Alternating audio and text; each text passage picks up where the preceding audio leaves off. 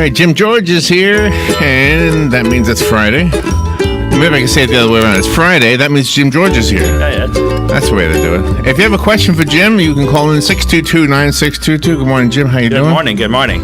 Are you all set for the storm? We are. Yep, we are. And for those who are in the listening audience, if you have a generator, remember to turn your main breaker off when you hook your generator up so that you're not putting power back on the power grid. So when a lineman's out there trying to fix the line, he doesn't get shocked because you're putting power back into the grid. Wow. I didn't even know that could happen. See, I didn't know that. Yeah, so if you have a generator and you lose power, right, you find a dryer or a welder, something that has a 3-prong or 4-prong heavy duty, usually a dryer or a stove, something. I have a welder outlet, and so I plugged my generator into it. So I turn the main off, I plug the generator in, I turn all the breakers off, and then I crank it up.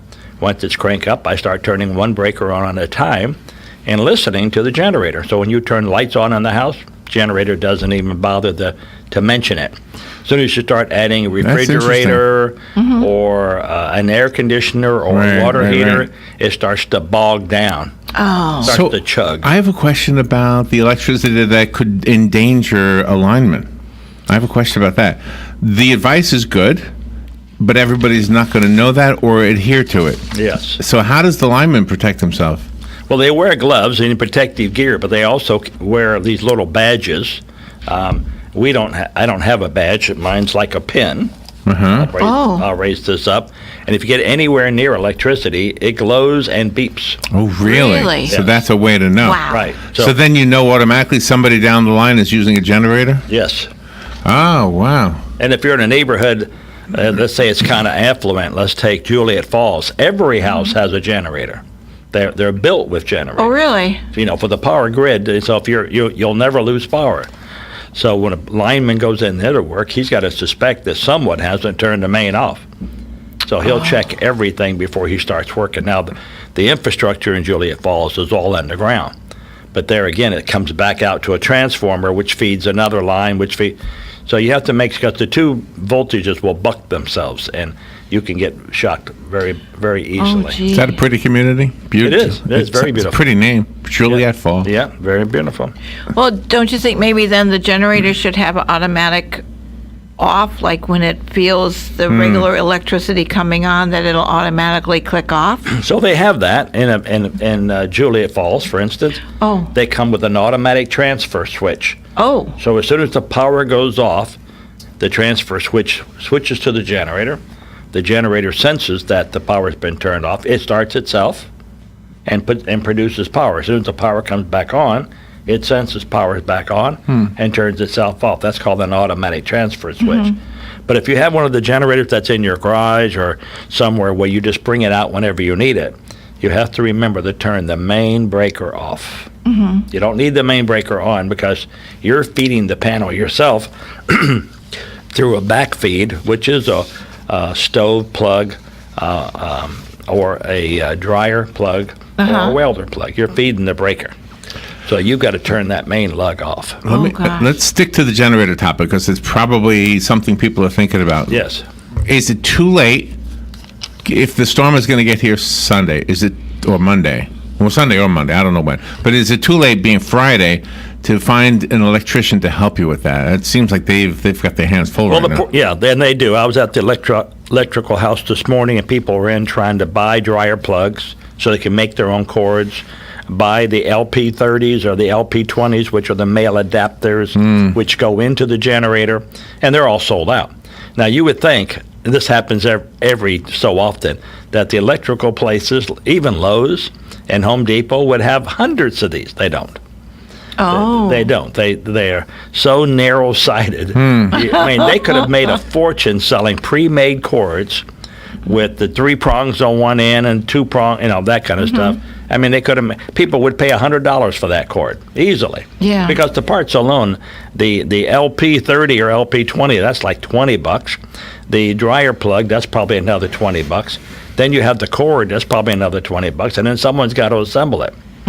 So, but if you could buy them pre-made, and there are places, one's called Stay Online, and it's a manufacturer that will put any plug on any end, any size wire, anything, and they sell them molded. In other words, factory made.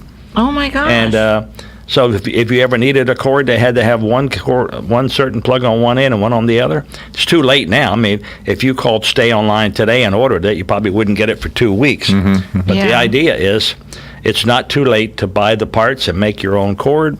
And Lowe's and Home Depot sell the generators. They just don't have the adapters and the cords. Ah, okay. They ran out, That's a good which is point to know, crazy. too. Oh my gosh. which is crazy. All right, so stick on the topic. I want to know more about the generators. So the one thing that was said this morning was about the exhaust, and that there's certain places you should not place the generator. Right. Can you elaborate on that? I mean, obviously you can't have it indoors, but Right. what about the garage? Would that be okay? The garage would be okay if the garage door was open and the windows were open. Now you're saying it's pouring down rain. Well, what's more important, a little bit of rain, in your garage, and because you don't have to have the windows totally wide open, because a lot of people have their unit, let's say, in the garage, and that would suck in the exhaust fumes and send them throughout your house. Oh. Now, if you have a split unit where you have something outside your house, and then the other unit's inside your house, then you could put it anywhere, because the wind and the rain would wash away any kind of fumes that the generator would cause. So I have mine down at the barn. It's about 100 feet away.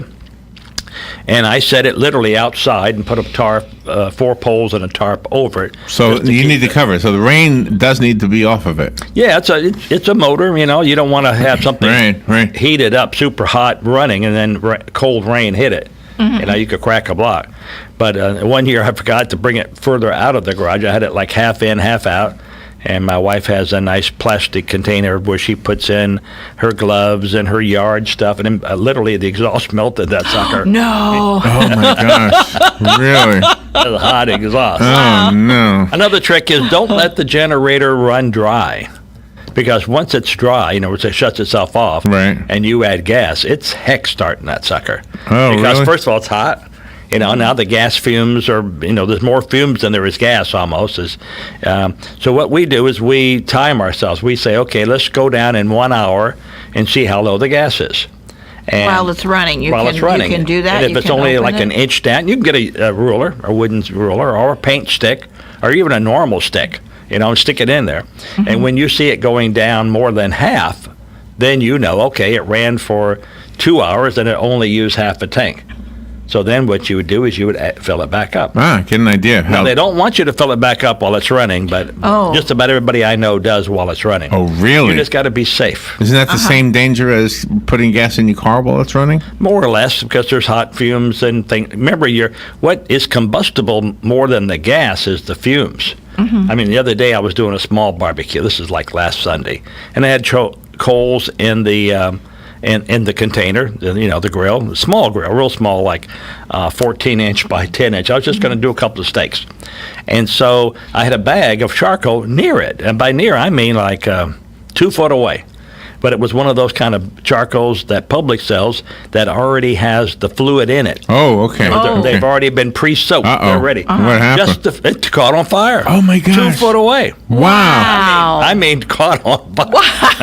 And I had it on a wooden table. But you were there to Oh, see it my happen. Oh yeah, I had to move it over and get the garden hose. Try putting out charcoal that's lit, Wow. Well, and my wife came out and said, "I just cleaned this driveway and look at." I said, "Yeah, it was either that or me." So I had to move it over. Now, are all generators gasoline powered, or do you also use propane? You can get a propane one. And which is better? Quieter would be Oh. a propane. Do they also Oh. put out carbon monoxide, both of them? They do. Yeah, because there's combustion going on. One's just using propane or natural gas. One other one's using fossil fuels like gasoline or diesel. So what about those carbon monoxide detecting devices? It would go crazy. But you'd put maybe in the house? Yes, Just if you to have see one it? in the house, it'd go. And if fumes were coming in, So you need to have that. remember there's carbon monoxide and carbon dioxide. So Yeah. right. I'm familiar with that. yeah, so you want to make sure that you have a detector. I went to dual. school, Robin. I went to 6th grade. So, and then what do you do with your generator the rest of the time? How do you do maintenance on it and make sure that it's going to actually work when you need it? Yeah, they make chemicals that you put in the gas when you're ready to put it away. So what you do is you put it in the gas and you crank up the unit for maybe not even 3 or 4 minutes. And then that's like a chemical that keeps the gas from turning into enamel. Oh. So in your carburetor, what happens, like a chainsaw or something, you go to crank it and it won't crank. That's because the gas that sat in the carburetor has like crystallized. It's turned to like enamel. So this keeps it from doing that. But also they tell you, like in my case, I crank the generator up once a month. I just pull it out of the garage. I crank it up. I may be pulling out lawn utensils or what. And in 5 minutes, I turn it off, put it back in the garage. I wait a minute, of course, till it cools down a little bit. But the idea is they want you to, so if you have a whole house generator, it will crank every week on a certain day that you time it, you tell it to, and for how long you tell it to. So at my office, for instance, we have a whole building generator. It's a 50 kW, 50,000 watts of power, and it cranks every Thursday morning from 10 to 10:10. There's 10 minutes. Cranks up, it runs, it turns the main building power off. It supplies all the power to the building. That way we know what came on as far as being powered by the generator. And then it turns itself back off and switches back over to because it has an automatic transfer switch. So when people are accumulating their gas cans and things to store them, where should they put them to be safe? Yeah, they should not be in your garage unless you just enjoy the fumes. Because there is fumes. Now, the way to avoid fumes, which I found out by accident in 1994, Gee. is to fill the gas can to the brim. Okay. Right to the brim, because there's only fumes when there's space for fumes to be. But if the gas can, and remember, never a metal gas can. You see a lot of metal gas cans. Yeah. You don't want any kind of spark while you're undoing the lid. Gosh. Yeah, Can you yeah. imagine? A plastic or PVC one. Wow. But anyway, we had a fire in our garage, and we had a lawnmower in there, and our lawnmower was filled to the brim with gas. So we told the fireman there that, and he said, "Oh, don't worry, it won't explode because there's no fumes." If you have your gas filled to and sure enough, after they put the fire out and they came inside, even the plastic container that held the gas was deformed from all the heat, but it didn't catch on fire. Oh, how lucky. So one thing, my if you're going to gosh. store gas, store it full. The other thing is you don't really want to store it in your garage like we had a lawnmower in our garage. So we have a shed now. It's actually a barn that I built about, I'd say 60 feet away from the house, maybe 50. Oh, my gosh. And it's down there. Now, even though it's down there, it's in a container. So I get like a 5-gallon bucket, and I put it in there. Oh. And that way. And you can do it any number of ways, but that's now in the military and in commercial businesses, they make you put it outside any building in a concrete structure of some sort and somewhat underground. They want you to where you open the lid and you lean down and you pull it out. And so you can get with what's called a manhole. It's about 14 by 20 and maybe 10 inches deep, or you can get up 20 inches deep or whatever. And you dig it in the ground. It's got a nice lid. You can run over with your lawnmower. You can walk on it. Really? And yeah, it's got a little lid, so you can lift it up and put your gas down there. Oh. If you're going to just have a little bit left, because a lot of times you won't use your whole 2 gallons of gas to mow your yard. And it's half full. What are you going to do with it? Now you have fumes. Right. Oh. And you don't want to go to the gas station every time you mow your yard. So, Yeah. but just don't keep it anywhere near. Gosh. If you have a question for Jim, the number is 622-9622. You're invited to call right now. If you are thinking about going out to buy a generator and you have some questions, Jim is here. Even if he's maybe answered it already, it's okay. He will repeat it. What we want is for you to be safe. That's the bottom line, and that information will help you. So somebody, let's say, they don't. It's too late to get a whole house generator. They just say, okay, maybe next time, but for now, I just want to make sure when the storm comes, the electricity goes out. I got a couple days. I need my refrigerator to work. Right. How much would that generator cost about? No, they're not all that expensive. And right now, if you needed the generator, pawn shops have them. Remember, after the hurricane last time, people went out and spent $800, $700 for a nice big generator. Yeah. Then a year went by and no hurricane. Nobody needed it, yeah. So they went to the pawn shop and they pawned them for like $200. Oh my And now gosh. the pawn shop is selling them for like $350. So you can get a $600, $700, $800 generator, depending upon how much power it produces, for half price, easily at a pawn shop. Also, I was at a small engine repair place. I don't know if I should tell you the name or not because I don't want the guy swamped. But he had like 10 of them in his showroom. And they were Wow. all rebuilt where people sold them to him, or they needed this, they needed that. Really? They didn't want to get them repaired. I mean, my God, when's the next hurricane going to come? So anyway, he repaired them, and he's got them there for sale. And I saw for some, him. and one had $250 on it. One had, and they're like 65 kW. I mean, 6.5, which is that would handle. Let's say a 6700 would handle a whole single wide. Everything. Is that right? Really? Everything. Wow. An 8700 to 1200 would handle a double wide for sure, and a normal person house would be like a 12,000. Wow. And a 12,000 brand new at Lowe's is probably $6,000. Oh, really? Okay. Oh my But God. again, you need a Electrician. licensed electrician to help you out, right? You've got to be. Yeah, you have to pull a permit for it. You should set it on a concrete platform. There's a lot of do's and don'ts when it comes to generators. But if you do it right, So let me ask you you this: never worry about it again. How effective is it going to be? I got a little generator. I can attach it to my bicycle. If I just sat in the stationary bicycle, would I be able to run the TV? One light bulb. The TV? No, I just want the TV. I don't need the light bulb. Yeah, one light bulb. The TV has enough light. So a lot of people are getting plywood to try to board up windows.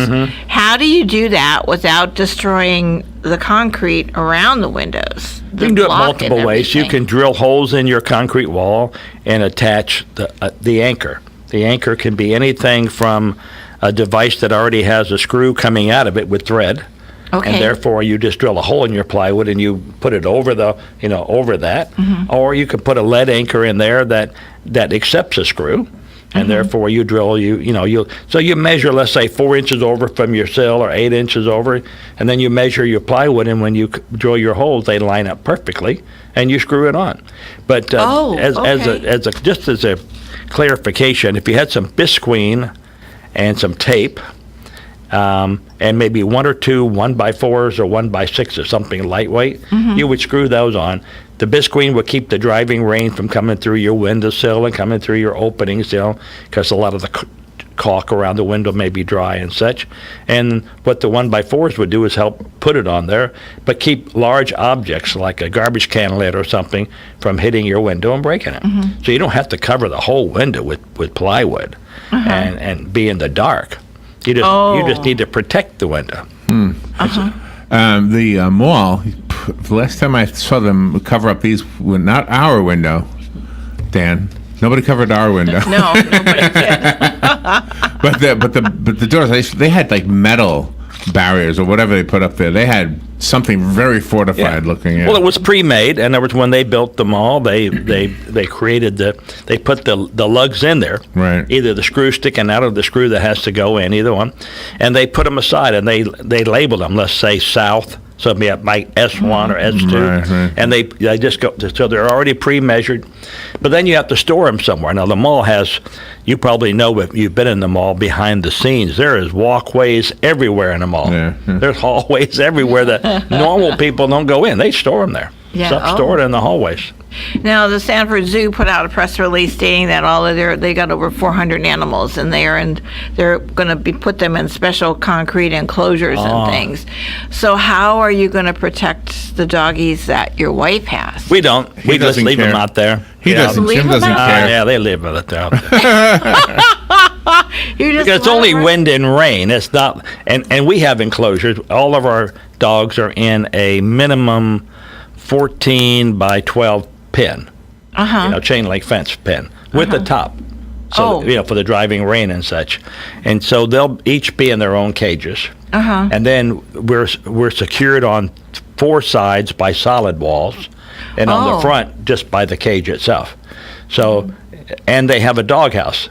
So the dogs Oh. would just go inside their doghouse and hammer down, and say, okay.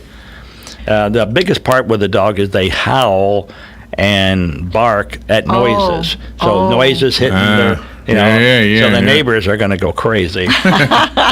What's the worst storm you've been through? I guess the last one that came through, what was that, Harvey or whatever it was, several years ago? I mean, there was like a bomb went off in our neighborhood. I mean, we really? had roofs Yeah. off. We had, I mean, it was terrible. Even the police, the sheriff's department came down the road, and as they came down to check us out, another tree fell and pinned them in. So they couldn't get out of our neighborhood. Oh my gosh! They No. wanted to drive through our grass and everything to get around, but there were so many trees they couldn't even. So the whole neighborhood got out there with chainsaws Oh, my and gosh. sawed enough so that he could get out. But what was so good about it was Billy Woods, by the way. He made one call.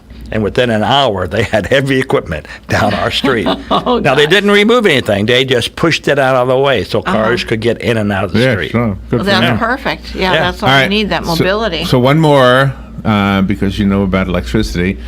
I think I know the answer to this, but I'd like to hear it from you. You come upon a tree that fell across a power line. What do you do? Stay away. it. Stay away. Yeah. Don't even get out of the car. Don't even try to do anything. Remember, if the ground is saturated with water, it may look dry right now, but it's saturated. yeah. That Oh. wire's sitting on the ground, so it's sending voltage into the ground. One way you can tell if you see a lot of earthworms around the ground dead, Yeah. that's what's happening. Oh, really? Yeah. Really? Yeah, if you want to get Fry the worms? earthworms to go fishing or something like that, you just take a extension cord and you strip back the other end. So you have bare wires. Oh, Yeah. no. And you put each one into like a metal rod of some sort. Okay. And you stick it, and you wet the ground where you want to get the earthworms, and you stick one maybe 3 foot apart, and maybe the extension cord's like 50 feet away, and you go 50 feet away and you plug it in.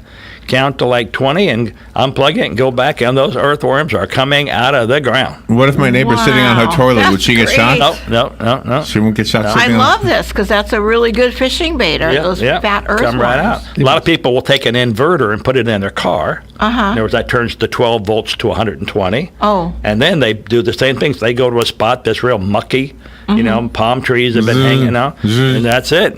But you got to wait because an earthworm can't jump out of the ground. He's got to dig his way out of the ground. Oh, okay. So you put it in there and you bring put it on- on for maybe 1 or 2 minutes. That's all you need. You don't want to kill them. Yeah. You want to shock them. Right. And then you unplug it and then you wait. Oh my God! And they will come out of that ground. Wow. And we used to do that as kids a lot. Oh, that's neat. Yeah. That So is wait a minute. neat. Now, if I'm a worm, holy cow! What is that? What is that? I'm getting out of here. That's right. Oh, who's this guy? Oh, look, he's taking me. Oh, he's putting me. Oh, he's with my friends. Look at this, Robin. Wait a minute. What are you doing? You're putting a hook through my neck. Oh no! Now Yeah. there's a fish gonna eat me. Yeah, that's right. Oh my gosh! If Yeah. there's a hell, it's being a worm. I think. In the water, yeah. Yeah. Oh, when my we were gosh. kids, we used to always, when we were done fishing, you fish it for a little bait with the worm, and then you use the worm to catch the little bait to catch the big fish. Uh-huh. And we would take them and break them up and toss them in the water and see the fish come up and grab them. Eat it. Okay, here goes another one. And every so often we'd put a whole one in there, and you'd see 3 and 4 fishes pulling them apart. Oh my gosh. Food. Oh my Well, gosh. Crickets, frogs. We would get frogs and throw them in the water. They never made it across the pond. I bet not. Jim, your stomping grounds from when you were a kid is in the bullseye right now. It looks like Yeah. with the storm. Yeah. So Yeah. Yeah, that's scary. and we're not in the clear either. It looks like it might be coming our way. Right. So it's going to hit when? Do you have any update Monday, for us? Now depending on where you're talking about. Okay, Yeah. now how about yourself? You're going to try and ride it out where you live? You're going to try and go I to got a someplace surfboard ready, and yeah, we're gonna wear And my we'll be here, I my think, banana on hammock Monday. and my surfboard. I'm ready. Well, I'll be. Well, just as a word of caution, there are a lot of places open, a lot of churches, a lot of shelters, even the lobby of a hotel. Anywhere where you could go and, say you Yeah. want to get a drink of Coke or at the bar. You don't have to drink alcohol. Thank you and for just sit there. Thank you, Jim, for the good advice. We'll All be right back. All right. Fox News, I'm Chris Foster. People up and down Florida's East Coast are waiting to see just where Hurricane Dorian hits. Congressman Michael Waltz says an ounce of preparation now, everything you can do now to prepare will prevent that pound of recovery later. the storm's